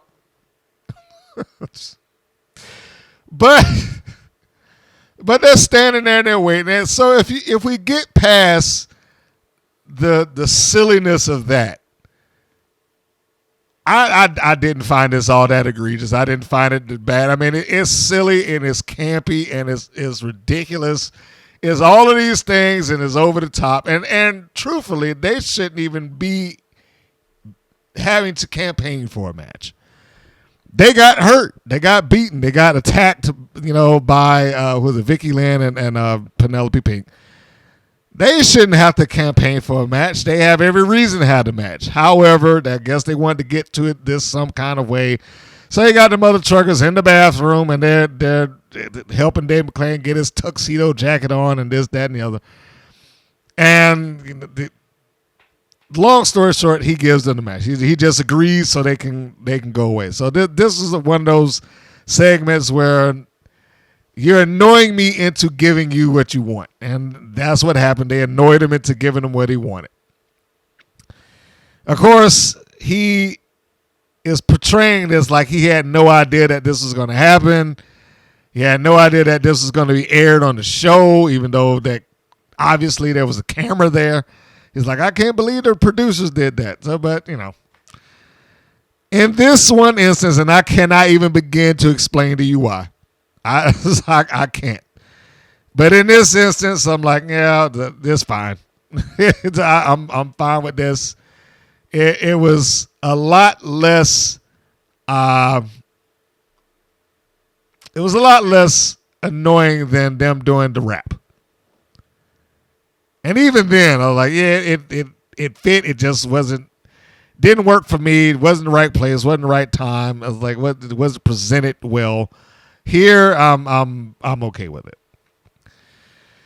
The next segment, as we move into the main event, we have Lana Starr cutting a promo. They have this listed as the No Denying Greatness promo on their YouTube channel, by the way. And that's pretty much what it comes down to. It's the standard Lana Starr promo with a few other things tossed in there. Lana Starr's promos are generally speaking, we're better than everybody else. We're going to get the championships back. They belong to us. The Fabulous Four is great. I'm great. We're the top of the mountain, et cetera, et cetera, et cetera. They never really seem to address anybody, for the most part. And they don't really seem to address any teams for the most part. They address the belts, whether that be singular or tag team. They address the belts. But they don't, it doesn't come down to, and Tonga Twins, we're going to get those belts. It doesn't come down to that. The person it does come down to is Dave McLane. And I don't know why they keep continuing to do this. Like every time they get a mic, we have to address David. David, we're gonna win and we're gonna get a championship. I don't know why they keep doing it, because the more and more they do this, the less sense it makes to me. It's like, why are they constantly addressing David McLane about this? Where is that going? Address the opponent. Why is it always him? And then he gets up while this is going on, and he has a comeback of sorts, but it's a comeback that didn't make any sense and serves no purpose. Like, she's like, I told you we were going to get the shot and we were going to get back in here and we're going to be the champions and there's 3-time champions and this, that, and the other. And then he gets up and is like, but you didn't get the first shot. That went to last call and they had their last call. And that had nothing to do with anything. Like, what difference does it make that they didn't get the first shot? They got the shot. They got what they wanted. Let's look at the entirety of that scenario. They were in a 4 corners match that, according to David and WOW, they cheated to win. He, as the matchmaker, denied them the number 1 contendership. Okay?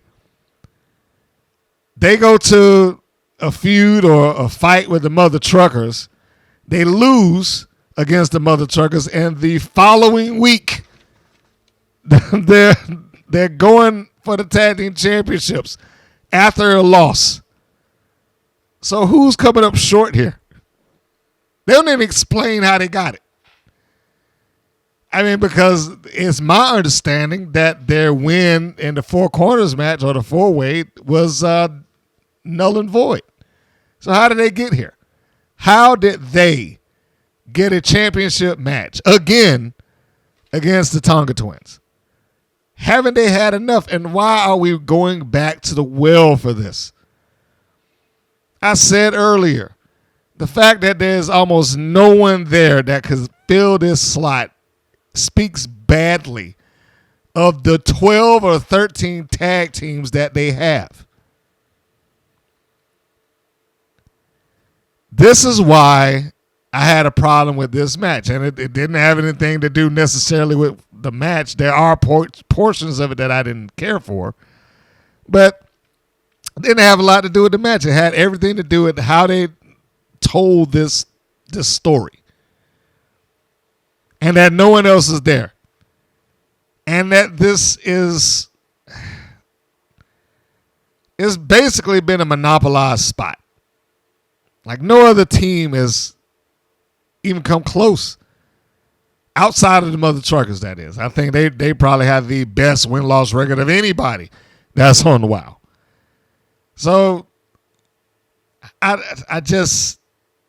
didn't get where they were going storyline-wise with this. How this occurred, why they were back into a tag team championship match. I mean, no one else, no other team could have done this. Not one. And the answer to that is probably just a resounding no. Like I said earlier, what team there has been presented strongly enough to go after the titles? The only ones that might are involved in a feud right now. So I don't know where this was going, where they were trying to go with it. Neither one of these teams excite me about having the tag team championships anymore. Being a 3-time Wild Tag Team champion at this point, I'm sure for Miami Sweet Heat, Lindsay and Laura. Yeah, say it right. Lindsay and Laura. I'm sure for them, this was a big deal. I'm sure for them, this was validation. I'm sure for them, this was, everything nice and everything that it should be. But I don't really see the value in these tag team championships right now. They're just tag team championships. And in a field of wrestling promotions that have divisions that also carry women's tag team championships, this feels like it's going to the bottom of that list. Now, being on the bottom of the list of champions isn't necessarily a bad thing. You're still a champion. But comparatively speaking, it just didn't feel important. It just feels like, all right, well, let's have this match. And here you go. Here's the belts. One of the good things that did happen is he had Penelope Pink and Vicky Lynn McCoy get on the commentary booth. Now, that's happening a little bit too much. I do like hearing Vicky Lynn do commentary. That is the only saving grace in this. But it is not some sort of requirement that every time that the Fabulous Four go to the ring, somebody from the group has to go sit down at the commentating table. I get it every once in a while, but now it's just like this is standard. Miami Sweet Heat's here. All right, well, one of us got to go sit at the booth. It's either Lana Starr or Penelope Pink or Vicky Lynn or a combination of the three. It's like this is just required things to do. And it shouldn't be. Vicky Lynn is great on commentary. I'll stand by that. She should probably be a heel announcer for him. She is fantastic on commentary. I don't get tired of listening to her on commentary. I don't think that they should go there every time that they're out in, ringside. But when she's there and she's talking on the mic, she's a treat. She's a great heel, which only makes me feel worse that when they had a chance to do the sit-down interview with her and have her explain why she attacked the Beast, that they did nothing with that. They gave her like 20 to 30 seconds to say something. She got up and stormed off. Well, getting past the fact that Sweet Heat have another title shot. And now they're going against the Tonga Twins for who knows how many times.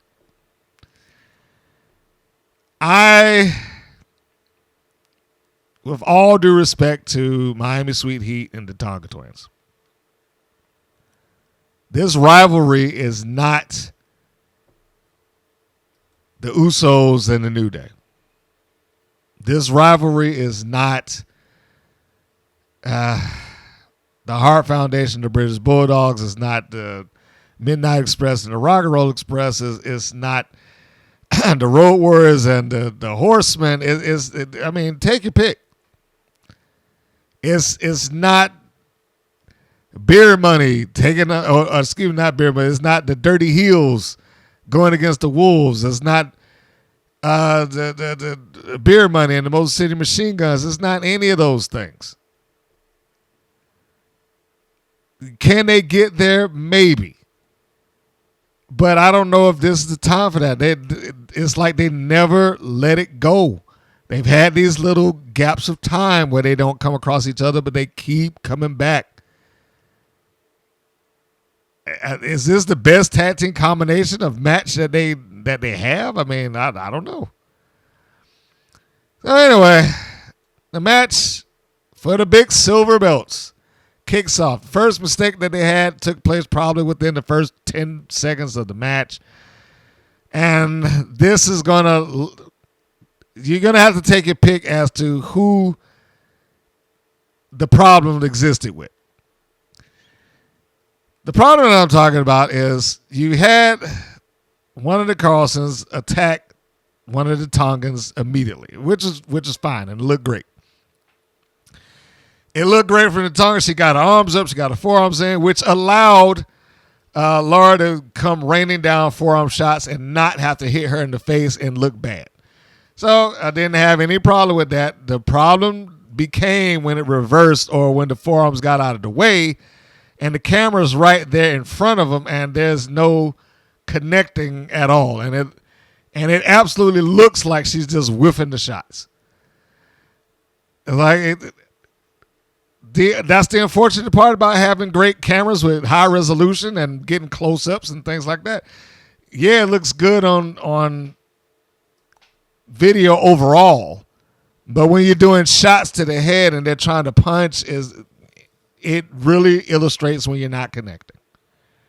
And when I guess this is Laura Carlson, I told you I keep getting them backwards. But when she's on the mat and she's taking the punches in the face from, we'll just say chaos, those punches are very evident that they are not connecting. Now, why would I say that? Because people that don't watch wrestling at all, it's like, oh, those punches don't look good. I can't stand that they had these punches or they make it look so fake. Well, okay. They're not supposed to be beating each other up for real. And I mean, we try to say that. It's like, look, that's not what this is about. And there's only really two ways that they can solve it. Either they can lay those shots in, or the camera needs to be, put someplace else. Or at the very least, edit it to where the shot is, reversed. Which they did, it just seemed like they got there a little bit too late. So we're here, and it's the main event. It's Tonga Twins versus the Carlson Twins, Miami Sweet Heat, all over again. What is this, the 6th or 7th time, something like that. We will just move to the end of the match because none of this makes any difference. I wasn't really happy with seeing the match to begin with. It wasn't a bad match. I'm just not wanting to see this match. There's nothing here. There was nothing leading into this. There was no personal rivalry. There was no issue between them.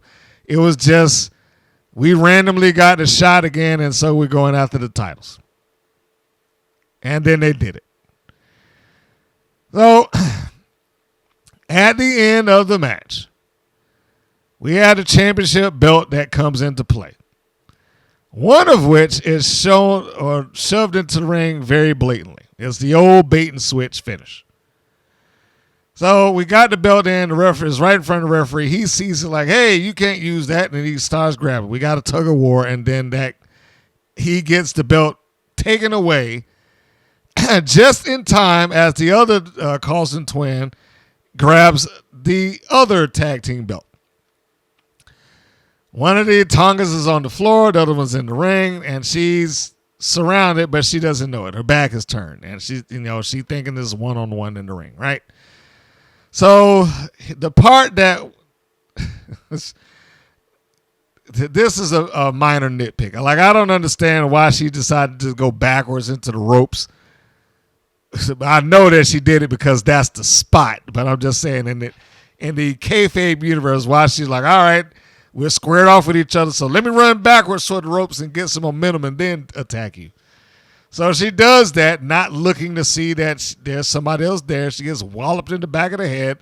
And then twin number 2, Lindsay, I believe, looks like she was attempting to do some leg scissors, but that didn't work out, and she adjusted and turned it into a DDT. Like she hopped up there. She couldn't quite make it. And then it looks like that was an adjustment, which was good. Does the DDT, grabs the tights, and gets the win. So at least she continued the cheating phase to make sure that the Carlsons won through illegal means. And so, for the first time in WoW's history since 2000 since 2000, I think that was when WoW was created, they have someone who have won the tag team championships for a third time. Now, the disclaimer on that is that WoW, of its 20-plus year existence, you have to subtract 13 or 14 years out of that. Probably 14 and a half with the additional hiatuses that took place. Now, that doesn't necessarily take away the kayfabe universe accomplishment of having 3-time champions, but it does bring it back into, perspective. No other team in WoW had the opportunity to win championships 3 different times. Single or otherwise. Nobody's had the opportunity to do that. This is the first time that WoW has existed this long, uninterrupted. Since 2000. Make of that what you will. That's not a shot at WoW. That's just a fact. So they get their 3-time tag team champions or tag team championships. I, again, was not really looking forward to seeing this match. I would have liked to have seen a different set of champions go and win the championship and at least start a new phase of this tag team division that they have. It just doesn't seem like that's going to happen. We have to wait and see where this goes with them.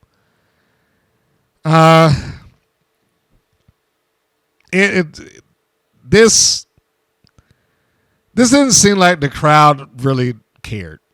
So, I mean, some of them applauded as it seemed like a reactionary thing. That's probably the best way to put it. Like, we're at a TV taping and yay, something happened. So you got a couple people that was applauding this, but it seemed very lackluster to me. I mean, they didn't even really boo. They just were just kind of there.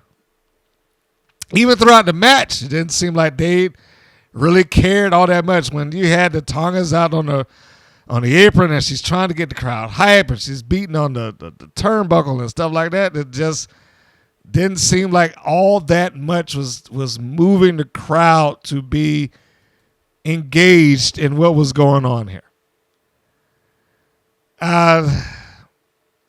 Congratulations, I guess, are in order to the Miami Sweet Heat, the winning the tag team championships. I can only hope that this is some level of transitional championship reign. Not that they don't deserve the titles, not that they couldn't do well with them, but they, come on. It's time for another pair to assume that slot.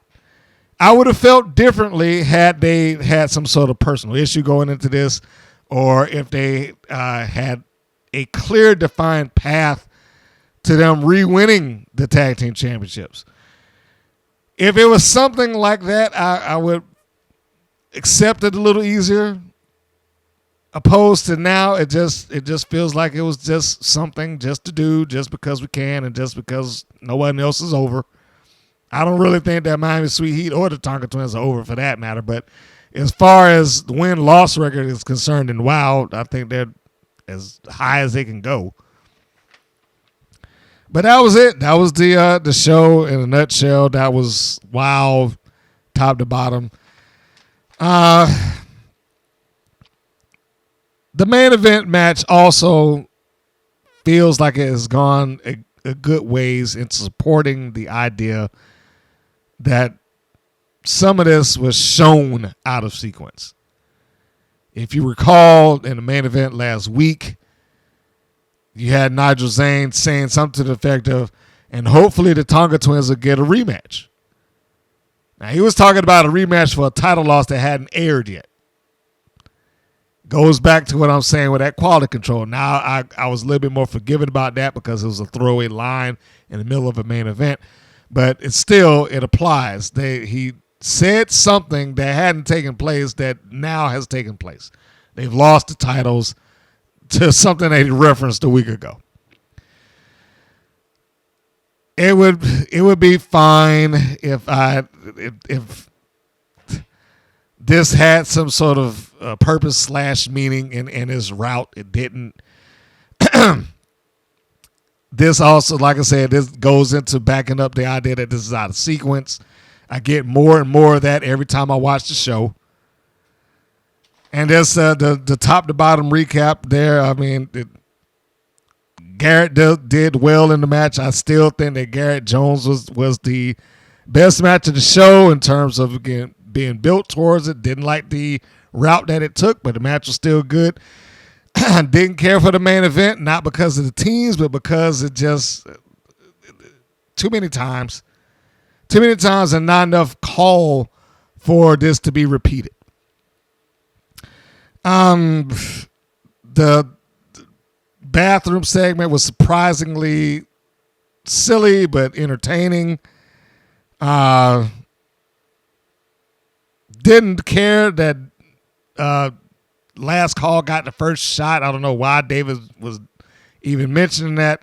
Still think that the heels, because all the heels seem to do it, should not be calling out David McLane for every little thing. When they get a microphone in their hand and they're looking at the hard camera, he doesn't have to be involved in all of it. And again, the tag team division is suffering, in my opinion. If this was the best option that they had after a year, then they haven't done a good job of building up another team. It should have been part of the mandate going into season 2. At least 2 other teams need to be built. And that didn't happen. And I was hoping Los Bandidas would have been built up at some point in time. Has not. In fact, they've just gone in the opposite direction. They've been kind of reduced to the heel job team to the stars, for whatever stars that may happen to be there. And that's pretty much it. That is all I have for a while. And we will wait. We'll wait to see what is upcoming with their next program. And as I'm recording this, of course, I got the press release for the next episode, which will air within about 24 hours of me doing this right now. I'm going to read the preview. This is going to give a little bit of maybe some spoilers for some people. So if you don't want to hear it, then you can skip ahead the chapter. But if you are tuning in after, if this goes on, because sometimes they write up some stuff and it doesn't take place. But if this goes on the show, then all I can say is I told you. I told you this was going to happen. But I'm going to give you a second. If you want to skip ahead, here's the time to do it. Still here? All right. So here's the preview. Season 2, episode 24, Be Careful What You Sow. The Fab Four are incensed to find out that because of their constant attacks on the mother truckers, David McLane has granted Big Rig Betty and Holly Swag a main event tag team match against Penelope Pink and Vicky Lynn McCoy. Princess Aussie tries to take down Adriana Gambino and her undefeated streak. Kindred Spirits, Fury, and Rebel Hayes take on the disciplinarian and the class master. And the mystery of Tiki Chamorro is finally solved as she faces Gloria Glitter in singles action. Now, as I just said, I told you it's a matter of time before Fury and Rebel Hayes turn into Heavy Metal Sisters 2.0. They probably won't call themselves that, but we all know where this is headed.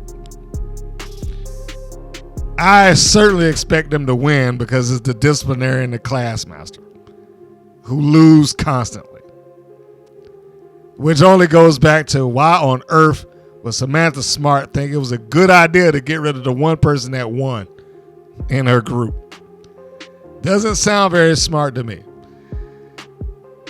And the only other thing here, because the other two matches, the Aussie-Gambino match, I'm looking forward to that. What mystery with Tiki Chamorro? When I read this, I was like, what are we talking about? What was the mystery? What happened? And so I can only assume one or two things is going to take place on this show. Either they're going to have Tiki Chamorro pop up and they're going to address a mystery that we never saw on TV, or they're just going to remove this altogether and then have to fill up the third slot of the show with something. But I don't know what mystery happened. Am I overlooking something? Did I forget about something? What happened? Like they alluded to something a while back when they had the Tonga Twins take on Last Call. They kind of, and it wasn't even like clear. It sounded like a vague hint that something took place with Tiki Chamorro, but they never said what or who or what took place. So there was no mystery for me to think about. If you say something that's really bland and vague, why would I read to that? Here, they're making it sound like this is something that was ongoing, and we'll finally find out what it was. Like, here's the payoff, guys, for this mystery. What mystery? I'll be tuning in just like you. I'll just put it there. I will be tuning in just like you to see what the hell are they talking about. So anyway, on that note, that is the review. That is everything. I appreciate you tuning in and listening to me go on about WoW and its roster. Hopefully the next show will be better. It has started off good for this season. It has just kind of worn me down. It's these continuity errors. This constant continuity errors, the loopholes in their logic. Always makes the show harder for me to watch. And I cannot wait to see what the ratings are. I hope I get them soon. That being said, if you want to support the show or continue to support the show, be sure to tune in, subscribe, hit the bell so you get all the notifications. If you're on YouTube, click the links that we have provided here on YouTube and on greater podcast platforms. We feed out everywhere. Remember, greater podcast platforms such as iTunes, Podbeans, I guess Google Podcasts is going away, but whatever other locations that you tend to get it, all you got to do is put WPN in there and you'll find it. If that is too difficult, you can go to WPNWrestling.com and you can watch a 24-hour stream of all our stuff dating back to 2013. There's many matches and interviews that have taken place in there. Some of which are people that you will recognize who are now on a national platform. The Stars Before They Were Stars, presented by the Women's Pro Wrestling Network. Also, you can pick up shirts, mugs, leggings, other merchandise materials if you're trying to or so kind to support the show. And for the people that have done this on our website, called in over the ads, that shows support too. And I certainly appreciate it because I saw the analytics for that recently. There's been some other calls that some of you have made. I don't know who because it doesn't identify that for me, but if you have done that, if you've taken the time to look at any of those ads and call on behalf of the Women's Pro Wrestling Network, let me publicly say thank you for that. I do appreciate it. Every little bit that people have done, whether that be liking it, purchasing merchandise, making an inquiry call to the commercials that have run on there, all of that helps. And certainly thank you very, very much, whoever you are. That said, I'm going to close this up. Visit WPNWrestling.com. It is the nexus and centerpiece for everything that is fed out, whether that be videos or podcasts or anything else that we do is going to go there. And on that note, here's the close. This is Mr. Green saying that this is Mr. Green saying so long, and we will see you on the next go round. Take care, everybody. Thank you for listening to the WPN's Rights and Wrongs of Pro Wrestling.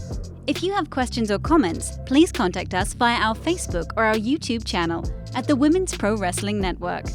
If you're new to the WPN, feel free to subscribe to our channel and like our page. We appreciate your support. Thank you again for listening.